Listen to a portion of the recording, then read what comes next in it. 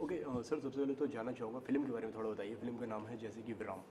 किस तरीके की फ़िल्म है ये और आप किस तरीके के मेरे कैरेक्टर में ख्याल नज़र से आने वाले हैं? देखिए किस तरीके की फ़िल्म है इसके बारे में अगर डिटेल जानकारी मेरे ख्याल से आपको हमारे राइटर साहब या डायरेक्टर साहब दे देंगे। लेकिन मेरे लिए एज एन एक्टर एक बड़ी ही मैच्योर्ड सी एक लव स्टोरी टाइप की चीज़ है जिसमें बहुत सारे थ्रिल्स हैं, बहुत तरह के ऐसे सिचुएशंस हैं जो आपको कभी कभी पेशोपेश में डाल देंगे, सरप्राइज़ कर देंगे।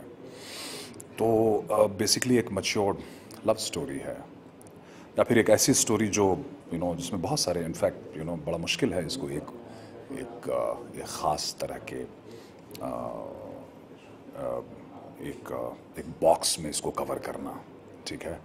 लेकिन इतना ही कह सकता हूँ कि बहुत ही एक मैच्योर्ड सब्जेक्ट है जिसमें बहुत सारे अप्स डाउन्स हैं, जिसमें बहुत तरह के ऐसे सिचुएशंस हैं जो आपको लगेगा कि अरे इसके आगे क्या होगा, इसके आगे क्या होगा। तो डिटेल जो है ये तो हॉल में जाकर के पता चलेगा या फिर आपको राइटर साहब या डायरेक्टर साहब बता सकते ओके, हैं। जैसे कि हमने या हमेशा आपको कभी जैसे कि मूसा के कैरेक्टर में देखा है हमने आपको, और चौबे के कैरेक्टर में देखा है, और भी हमें हमारी अधूरी कहानी में जैसे कि हमने आपको या उसमें एसीपी के कैरेक्टर में देखा है। या तो उससे कितना मिलता जुलता ये कैरेक्टर है या कुछ ना अलग ना ना है, ना ना ना एकदम ही ना अलग ना है? ना बिल्कुल ही उन सब कैरेक्टर से इसका कुछ लेना देना नहीं है। वो कैरेक्टर ऐसा था जैसे अब मूसा भाई जो था वो मेन विलन था उसका।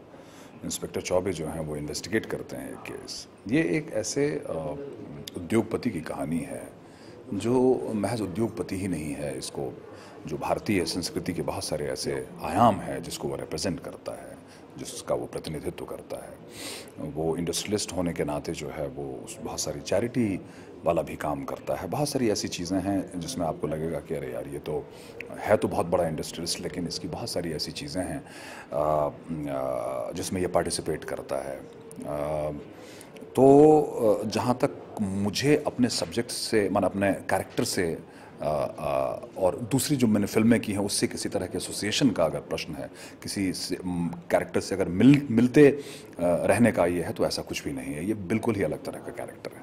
ओके, जैसे कि आपकी फिल्म कांस में भी जाने वाली है, उसके बारे में थोड़ा बताइए, कितने एक्साइटेड कांस हैं के आप? बारे में तो मेरे ख्याल से आपके प्रोड्यूसर साहब और डायरेक्टर साहब ज़्यादा बता पाएंगे। फिर भी मेरे सर, लिए एज एन भी एक एक्टर अगर न्यूज़ ही आपकी है। फिल्म अगर जाती है तो नहीं, कितनी अच्छा बड़ी लगता आपके है लिए ये, बात है? बस ये अच्छा लगता है ये। दिस इज़ वेरी गुड जा रही है फिल्म कांस में। I am so happy. Okay, तो कहीं ना कहीं एक्साइटमेंट है उसको लेकर आपके में? एक्साइटमेंट क्या करूं मैं, आप कहिए आपके कैरेक्टर आपके कैमरे के सामने मैं जंप कर जाऊं या क्या कर जाऊं।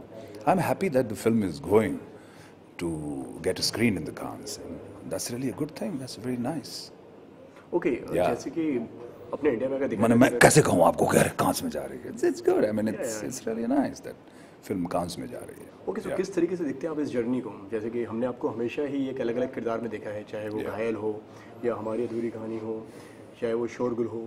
तो किस तरीके से आप ये जर्नी को देखते हैं आप? और आगे मैं इनफैक्ट ऊपर वाले का बहुत ही शुक्रिया अदा करता हूँ। जब तक उसकी कृपा नहीं होती, उसका आशीर्वाद नहीं मिलता, जब तक उसका ग्रेस नहीं आपको मिलता है, आप कुछ भी नहीं होता। जब उसका ग्रेस मिलना शुरू होता है तो आपको ये भी नहीं पता चलता है कि आपको घायल कैसे मिल जाती है, आपको मूसा भाई कैसे मिल जाता है, आपको काबिल कैसे मिल जाती है। तो ये कहीं ना कहीं मैं इनफैक्ट ऊपर वाले का ग्रेस देखता हूँ इसमें। और जाहिर सी बात है, एज एन एक्टर आपकी भी मेहनत होती है। आप जब कोई किरदार कर रहे होते हैं तो किरदार में कोई ना कोई ऐसा कोई ना कोई ऐसी छाप आपको छोड़नी पड़ती है, कुछ ना कुछ ऐसा आप कर जाते हैं जो सामने वाले के लिए बहुत ही एक्साइटिंग होता है। इट्स सच एन ये एक ऐसा क्षेत्र है, एक ऐसा फील्ड है जिस फील्ड में मुझे लगता है कि सिर्फ और सिर्फ टैलेंट की पूछ होती है। तो अगर आप अपने क्राफ्ट पर मेहनत कर रहे होते हैं, अगर आप अपने आप पर मेहनत कर रहे होते हैं, तो आपको चीज़ें मिलती चली जाती हैं। और उसके बाद जब चीज़ें मिलती चली जाती हैं तो आप उसको अपना एक एक उसको एक नाम देते हैं, उसको अपना एक जामा पहनाते हैं कि हमारी जर्नी ऐसी रही, हमने ऐसे किया है। इंसान के अपने कर्म, इंसान के हाथ में सिर्फ और सिर्फ अपना कर्म है, और वो कर्म है एज एन एक्टर। मुझसे ये उम्मीद की जाती है कि मैं अपने आप को फिट रखूँगा, मैं डायलॉग ठीक से बोल पाऊँगा कि नहीं बोल पाऊँगा, क्या मैं कैरेक्टर के करीब हूँ, कितना करीब हूँ, अपना काम ठीक से कर पा रहा हूँ कि नहीं कर पा रहा हूँ।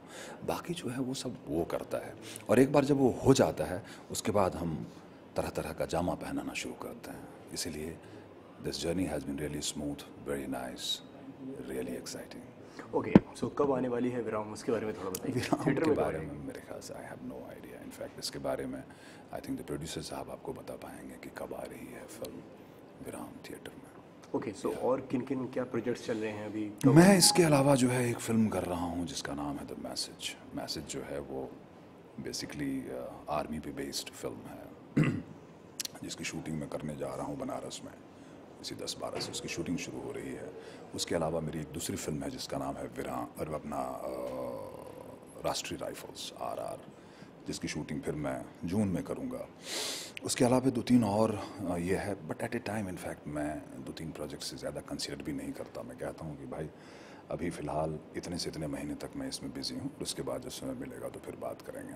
सर मोस्टली जैसे कि हम देखते हैं, या तो आप पुलिस का कैरेक्टर करते हैं या तो फिर आप गैंगस्टर नहीं, मैं उसमें क्या होता है, क्या इसके पीछे क्या रीज़न है? नहीं, चक्कर क्या होता है उसमें, आपका कोई कंट्रीब्यूशन नहीं होता। आपको चूज़ किया जाता है, आपको चुना जाता है। कई बार लगता है कि नहीं, मुझे अगर मुझे मौका दिया जाए तो जाहिर सी बात है मैं इसी तरह का कैरेक्टर करूँगा। मैं कोई आर्मी ऑफिसर का रोल करूँगा, मैं कोई पुलिस ऑफिसर का रोल करूँगा, मैं कुछ ऐसे ही जिसमें कुछ डायनामिक, जिसमें कुछ एक्शन ओरिएंटेड मैं ये करूँगा। लेकिन जब ये रोल्स मेरे पास आते हैं तो उसमें मेरा कोई कंट्रीब्यूशन नहीं होता। ऐसा नहीं है कि मैं सामने वाले को जाके कन्विंस कर रहा होता हूँ कि यार मुझे ये रोल दे दो, ये फिर भी लगता नहीं आपको कि रोमांस करना चाहिए या कुछ और करना चाहिए? नहीं, आपको क्या होता है कि फ़िल्म का जब फाइनल प्रोडक्ट आप देखते हैं रोमांस करते हुए तो आपको लगता है कि यार क्या बात है, लेकिन उसका जब प्रोसेस देखेंगे तो आपको लगेगा कि यार जब आपको 25 लोग जब आपको ऊँचक ऊँचक के देख रहे होते हैं तो आपको लगता है कि नहीं यार ये रोमांस नहीं होता तो बेहतर था। ठीक है, वो फाइनल प्रोडक्ट होता है, ऐसा कुछ भी शौक नहीं है मुझे। चलिए सर, क्या कहना चाहेंगे जाते जाते दर्शकों से? यही कहना चाहूँगा कि इस वक्त इनफैक्ट हम विराम के लिए यहाँ जमा हुए हैं। हमारे प्रोड्यूसर साहब, डायरेक्टर साहब, पूरी टीम ने बहुत मेहनत की है और इट्स अ ब्यूटीफुल सब्जेक्ट। और मुझे पूरी उम्मीद है कि फिल्म की जो ट्विस्ट्स हैं, जो टर्न्स हैं, बहुत सारी ऐसी चीज़ें हैं जो आने वाले समय में डेफिनेटली लोगों को पसंद आएगी। इसीलिए इस फिल्म को जब भी कभी ये फिल्म रिलीज़ होती है तो जाकर देखें। Thank you sir. या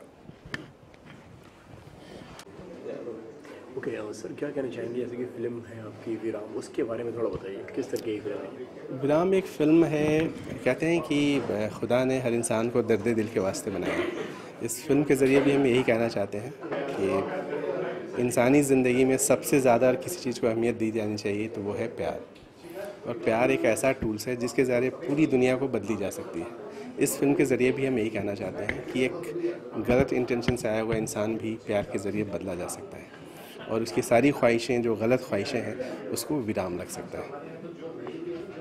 okay sir, as a director जैसे कि आपकी फिल्म जो है कांस में भी जा रही है, तो कितना प्राउड की बात है, कितना, क्या इसके बारे में क्या कहना चाहेंगे आप? कांस जाना तो हर फिल्म मेकर के लिए अपना सपना होता है और जाने का मौका मिल रहा है अभी अपनी पहली फिल्म में, तो ये अपने आप में बोलते हैं ड्रीम्स कम ट्रू वाली बात है। कितना लकी मानते हैं आप खुद को? बहुत ज़्यादा। ओके, सो क्या मतलब कब आ रही है फिल्म एंड कब देखने को मिलेगी लोगों को थिएटर में?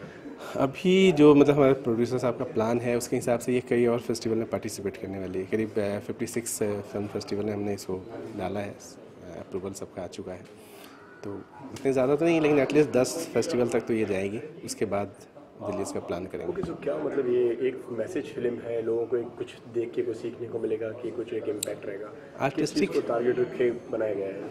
आर्टिस्टिक फिल्म अपने आप में एक कहानी कहती है जिसके ज़रिए आप क्या ले सकते हैं ये दर्शकों पे हो जाता है। मैंने जैसा ही कहा कि इंसान को सिर्फ बनाया गया है दर्द दिल के वास्ते, तो हम इस फिल्म के ज़रिए भी ये कहना चाहते हैं कि इंसान को बदलने के लिए या इंसान को कुछ सीखने के लिए, किसी तरह से भी इस्तेमाल करने के लिए प्यार एक ऐसा टूल है जिसके ज़रिए हम कुछ भी कर सकते हैं, पूरी दुनिया जीत सकते हैं।